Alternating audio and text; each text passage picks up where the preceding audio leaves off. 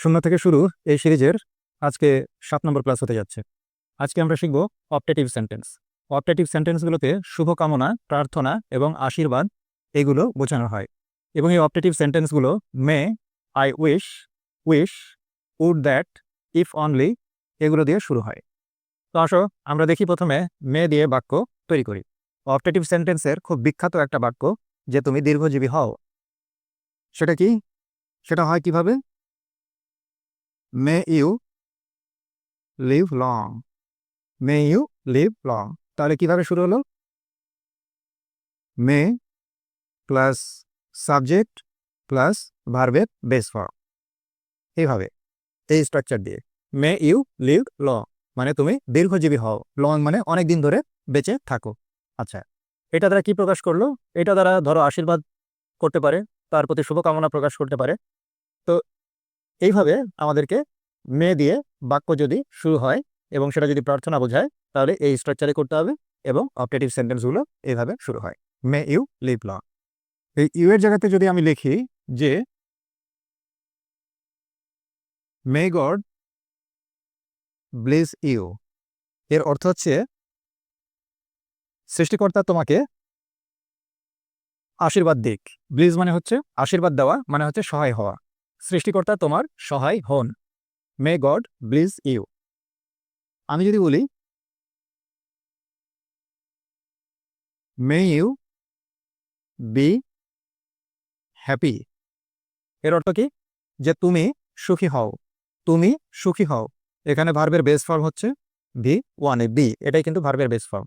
এখানে এইটা ছিল ভার্বের বেস ফর্ম, এখানে এইটা ছিল ভার্বের বেস ফর্ম, এগুলো subject. May you be happy, তুমি সুখী হও।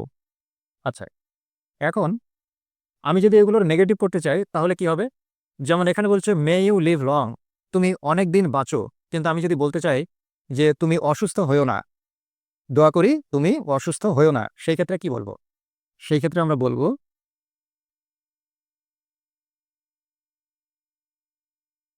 নেগেটিভ করার সময় আমাদেরকে কি করতে হবে? মে ইউ নট ফল ইল, তুমি অসুস্থ হয়েও না। তাহলে পার্থক্যটা কি হলো? মে আছে, মে আছে, সাবজেক্ট আছে, সাবজেক্ট আছে, ভার্বের বেস ফর্ম আছে, ভার্বের বেস ফর্ম আছে, ফল ইল। এই ফল ইল এর অর্থ হচ্ছে অসুস্থ হওয়া। পার্থক্য শুধু আমার এখানে এসে নট আসলো, অর্থাৎ আমরা যখন নেগেটিভ করব তখন আমাদেরকে এই নট বসাতে হবে। সহজ, মে ইউ নট ফল ইল, তুমি অসুস্থ হয়েও না, দোয়া করি তুমি অসুস্থ হয়েও না। আচ্ছা, আমি যদি এটা বলি যে মে ইউ বি হ্যাপি, তুমি সুখী হও। আমি যদি বলি যে তুমি দুঃখী হয়েও না, দোয়া করি তোমার যেন দুঃখ না হয় বা তুমি দুঃখী হয়েও না, তখন আমরা কি করতে পারি? May you not be sad in life, may you not be sad in life. এই যে এইখানে নট চলে আসবে, তা বাদে এগুলো সব একই রকমই থাকবে। মে সাবজেক্ট ভার্বের বেস ফর্ম, যেহেতু বলেছি দুঃখী হয়েও না, স্যাড ইন লাইফ তুমি জীবনে দুঃখী হয়েও না, দোয়া করি তুমি জীবনে দুঃখী হয়েও না। তাহলে মে দিয়ে বাক্যগুলো কিভাবে শুরু হয় এগুলো আমরা দেখলাম। এবার আমরা দেখব আই উইশ, এগুলো দিয়ে কি হয় এবং অর্থটা কেমন হয় সেটা দেখব। তাহলে অপারেটিভ সেন্টেন্স কিন্তু ইচ্ছাও প্রকাশ করে, শুভকামনাও প্রকাশ করে। তো যদি ইচ্ছা প্রকাশ করে তখন আমাদেরকে কি করতে হয়? আই উইশ দিয়ে করতে হয়। I wish I could fly. কেমন হলো বাক্যটা? বলছে I wish I could fly, এর অর্থ ইস, আমি যদি উড়তে পারতাম। ইস, আমি যদি উড়তে পারতাম। এই যে এখানে আছে ইস, অর্থাৎ একটা আকাঙ্ক্ষা বা ইচ্ছা প্রকাশ করা, তখন আমাদেরকে বলতে হয় I wish I could fly, আমি যদি উঠতে পারতাম। এখানে লক্ষণীয় বিষয়টা তাহলে কি হলো? আমরা এখানে আই উইশ দিলাম প্লাস পাস্ট টেন্স দিলাম, এই যে কুড, এরপরে ভার্বের বেস ফর্ম। তো ক্যান থেকে কুড, এটা কি পাস্ট ফর্মে চলে আসলো। তাহলে আমাদেরকে এই স্ট্রাকচারে কিন্তু আই উইশ দিয়ে করতে হবে। আমি যদি বলি ইস আমার যদি অনেক টাকা থাকতো, ইস আমার যদি অনেক টাকা থাকতো, I wish I had a lot of money. আমার যদি অনেক টাকা থাকতো, এই যে পাস্ট, আর এই যে আই উইশ, আমার যদি অনেক টাকা থাকতো। আমি যদি এরকম বলি ইস আমি যদি ডাক্তার হতাম, I wish would be a doctor, I wish I would be a doctor. ইস আমি যদি ডাক্তার হতাম, এরকম। আমি যদি আরো বাক্য করি এরকম করি যে I wish he knew the truth. এর অর্থ ইস সে যদি সত্যিটা জানতো, ইস সে যদি সত্যিটা জানতো। তাহলে আই উইশ দিয়ে এইভাবে বাক্য তৈরি করতে হয়। এগুলো অপটেটিভ সেন্টেন্স, এবং সাধারণত বাংলাতে যে এক্সপ্রেশনটা দেয় সেটা হচ্ছে ইস। আই উইশের ক্ষেত্রে হয় এরকম ইস। আচ্ছা, এখানে আরেকটা লক্ষণীয় বিষয়, আমরা এখানে ফুল স্টপ ব্যবহার করছি। আমরা এখানে ইচ্ছা করলে এক্সক্লামেশন বা এক্সক্লামেটরি মার্ক এটাও কিন্তু আমরা ব্যবহার করতে পারি। কখন? যদি আমাদের মনের ইচ্ছা বা যদি আমাদের মনের আগ্রহ খুব প্রবল করে বোঝাতে চাই, তাহলে আমাদেরকে লাস্টে এই এক্সক্লামেটরি মার্কিংটা দিতে হবে। আর যদি খুব বেশি প্রবল আগ্রহ বা ইচ্ছা না হয়, তাহলে এরকম ফুল স্টপ দিলেই হবে।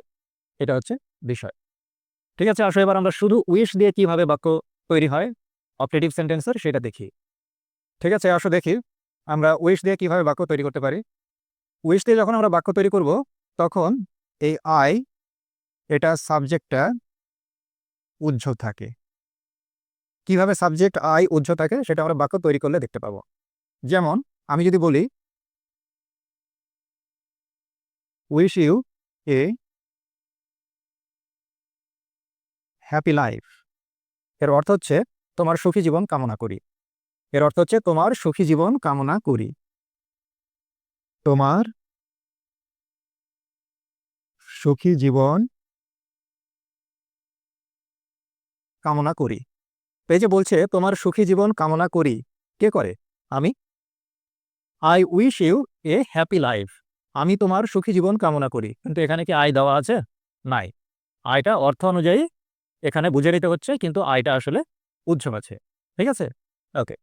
তাহলে wish you a happy life, এখানে কিন্তু এই উইশ এটাই কিন্তু ভার্বের বেস ফর্ম, মানে হচ্ছে কামনা করা। উইশ করি কাকে? তোমাকে। কি কামনা করি? একটা সুখী জীবন কামনা করি। আমি যদি লিখি wish you a wish you good luck, এর অর্থ তোমার সৌভাগ্য কামনা করি। গুড লাক অর্থ হলো সৌভাগ্য, তোমার সৌভাগ্য কামনা করি। আমি যদি বলি wish you peace and happiness, এর অর্থ হচ্ছে তোমার জন্য শান্তি এবং সুখ কামনা করি। তোমার জন্য শান্তি ও সুখ কামনা করি। আচ্ছা, আমি যদি বলি উইশ ইউ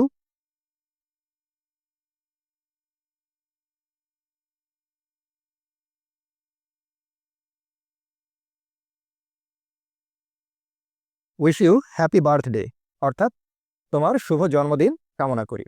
তোমার শুভ জন্মদিন কামনা করি। তাহলে উইশ দিয়ে কিভাবে বাক্যগুলো তৈরি করতে হয় তোমরা কিন্তু দেখলে। ওকে, এবার আসো আমরা দেখি উড দ্যাট দিয়ে কিভাবে বাক্য তৈরি করতে হয়। তো আসো আমরা এবার উড দিয়ে বাক্য তৈরি করব, উড দ্যাট দিয়ে। এবং যখন আমরা উড দ্যাট দিয়ে বাক্য তৈরি করব, তখন বাংলাতে তার অর্থ দাঁড়াবে হচ্ছে যদি, আকাঙ্ক্ষা প্রকাশ অর্থে। যেমন আমি যদি বলি would that I had a car, অর্থাৎ আমার যদি একটা গাড়ি থাকতো, আমার যদি একটা গাড়ি থাকতো। Would that I had a car. আচ্ছা, আমি যদি বলি would that I were a king, যদি আমি রাজা হতাম। Would that I were a king, যদি আমি রাজা হতাম। এখানে আয়ের সঙ্গে ওয়ার কেন হলো? আয়ের সঙ্গে তো সাধারণত ওয়াজ হয়, তাই না? কিন্তু ওয়ার কেন হলো? কারণ এমন কোনো ইচ্ছা প্রকাশ যদি করে যেটা বাস্তবে সম্ভব নয়, প্রায় অসম্ভব, তখন আমাদেরকে এই ওয়ার ব্যবহার করতে হয়, এটা বোঝানোর জন্য। তো রাজা হওয়া তো আমার পক্ষে কখনো সম্ভব না, তাই না? আমি আশা প্রকাশ করছি বা ইচ্ছা প্রকাশ করছি, এই জন্য এখানে আমার হলো were. Would that I were a king. আমি যদি বলি would that she knew the fact, এর অর্থ হচ্ছে যদি সে ঘটনাটা জানতো। ফ্যাক্ট মানে হচ্ছে ঘটনা বা সত্য ঘটনা। যদি সে সত্য ঘটনাটা জানতো, আশা প্রকাশ করছি বা ইচ্ছা পোষণ করছি যে যদি সে সত্য ঘটনাটা জানতো, কথাগুলো এরকম যে would that she knew the fact. আমি যদি বলি would that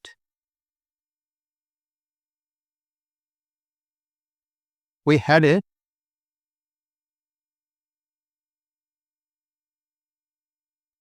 lot of knowledge, যদি আমাদের অনেক জ্ঞান থাকতো। Would that we had a lot of knowledge, যদি আমাদের অনেক জ্ঞান থাকতো। ঠিক আছে? তো উড দ্যাট দিয়ে এইভাবে বাক্যগুলো তৈরি হয়। সর্বশেষ আমরা দেখব ইফ অনলি। ইফ অনলি দিয়ে কিভাবে বাক্য তৈরি করতে হয়। আচ্ছা, তার আগে একটা জিনিস একটু খেয়াল করি, যে উড দ্যাট এটার পরেও কিন্তু হ্যাড, ওয়ার, নিউ, হ্যাড, এগুলো কি সব পাস্ট টেন্সে করতে হচ্ছে, সব পাস্ট টেন্সে করতে হচ্ছে, এটা একটু খেয়াল রাখতে হবে। আসো এবার ইফ অনলি দেখি।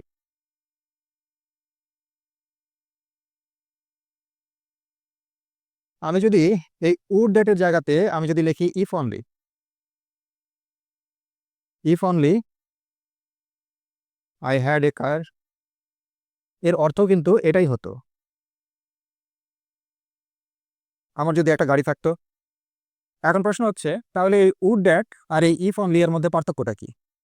পার্থক্য হচ্ছে ইফ অনলি বেশি জোরালো ইমোশন প্রকাশ করে, বেশি জোরালো আবেগ প্রকাশ করে, এক্সক্লামেশন আমরা দিয়ে দিতে পারি। অর্থাৎ ইফ অনলি বেশি প্রকাশ করে কার চাইতে? উড দ্যাটের চাইতে। অর্থাৎ আমি যখন উড দ্যাট দিয়ে কোনো বাক্য বলবো তখন আমার আবেগ বা আগ্রহ বা ইচ্ছাটা কম প্রকাশ হয়। আর ইফ অনলি দিয়ে যদি প্রকাশ করি তাহলে আমার আগ্রহ, আবেগ, ইচ্ছা বা আকাঙ্ক্ষাটা খুব জোরালোভাবে প্রকাশ হয়। এই হচ্ছে ইফ অনলি আর উড দ্যাটের মধ্যে পার্থক্য। তো if only I had a car, আমার যদি একটা গাড়ি থাকতো। If only I had a good English book, আমার যদি একটা ভালো ইংরেজি বই থাকতো। তাহলে ইফ অনলি দিয়ে কিভাবে বাক্য তৈরি করতে হয় সেটা আমরা শিখলাম। এখন আমরা ছোট্ট একটা কাজ করব, সেটা হচ্ছে ইম্পারেটিভ সেন্টেন্স এবং অপারেটিভ সেন্টেন্সের মধ্যে আমরা একটু তুলনা করব, কম্পারিজন করব। ঠিক আছে? যে এর আগের ক্লাসে যে আমরা ইম্পারেটিভ সেন্টেন্স শিখেছিলাম সেটার সঙ্গে এই অপারেটিভ সেন্টেন্সের ডিফারেন্সটা আমরা একটু দেখব। দুইটা তুলনা করে জিনিস পড়লে পরে মনে রাখা সহজ হয়, বোঝাটা সহজ হয়। তাহলে দেখো, আমি ইম্পারেটিভ সেন্টেন্স নিয়েছি দুইটা, একটা নিয়েছি গো হোম, একটা দিয়েছি গেট বেটার। তো ইম্পারেটিভ সেন্টেন্সগুলো কি হয়? ভার্বের বেস ফর্ম দিয়ে শুরু হয়, তাই না? এই যে ভার্বের বেস ফর্ম দিয়ে শুরু হয় আমরা কিন্তু 6 নম্বর ক্লাসে শিখেছিলাম। গো হোম মানে বাড়ি যাও। ইম্পারেটিভ সেন্টেন্সগুলো কি হয়? আদেশ, অনুরোধ, উপদেশ, নির্দেশ। গেট বেটার, গেট বেটার মানে হচ্ছে সুস্থ হয়ে যাও, ভালো হয়ে যাও বা অসুখ সেরে যাক, এরকম। তো ইম্পারেটিভ সেন্টেন্স থেকে যখন আমরা অপারেটিভ করতে হচ্ছে আমাদেরকে কি করতে হচ্ছে? আমাদেরকে যে কিছুই না, সামনে একটা মে নিতে হচ্ছে, মে। আর ইম্পারেটিভ সেন্টেন্সে যে ইউ সাবজেক্টটা উজ্জ্ব থাকে, আগের ক্লাসে শিখেছিলাম, দেখিয়েছিলাম, সেটা থেকে কি হয়? সাবজেক্টটা আমাদেরকে বসাতে হয় অপারেটিভ সেন্টেন্সে। যেমন গো হোম, বাড়ি যাও। আর আমি যদি অপারেটিভ সেন্টেন্সে যদি আমি আশীর্বাদ সহকারে যদি বলতে চাই তাহলে আমাকে তখন বাক্যটা কেমন করতে হবে? May you go home safely, may you go home safely. আমি দোয়া করে দিলাম, আশীর্বাদ করে দিলাম কি? যে তুমি নিরাপদে বাড়ি যাও বা তুমি নিরাপদে বাড়ি পৌঁছাও। তাহলে আমাকে অপারেটিভের সামনে আনতে হলো মে, সামনে আনতে হলো সাবজেক্ট। আর এই ভার্বের বেস ফর্ম তো এখানেও ছিল, এখানেও ছিল, এগুলো। আর যেহেতু আমি দোয়া করছি সেফলি, নিরাপদে যাক, এই জন্য পরে ওটা আমাকে লিখতে হয়েছে। তাহলে গেট বেটার, এটা আমি যদি করতে চাই তাহলে কি হবে? গেট বেটার, সুস্থ হয়ে যাও। এটাকে যদি আমি অপারেটিভ করতে চাই তাহলে কি হবে? এটা তোমাদের জন্য কোশ্চেন থাকলো, আমাকে কমেন্টে লিখে জানিও, আমি খুব খুশি হব। তো এই ছিল আজকের ক্লাস, আশা করি তোমরা বুঝতে পেরেছো। যদি ক্লাসটা তোমাদের কাছে উপকারী মনে হয় প্রিয়জনদের সাথে শেয়ার করো, সাবস্ক্রাইব করো, লাইক করো। আজকের ক্লাস এই পর্যন্তই শেষ করছি।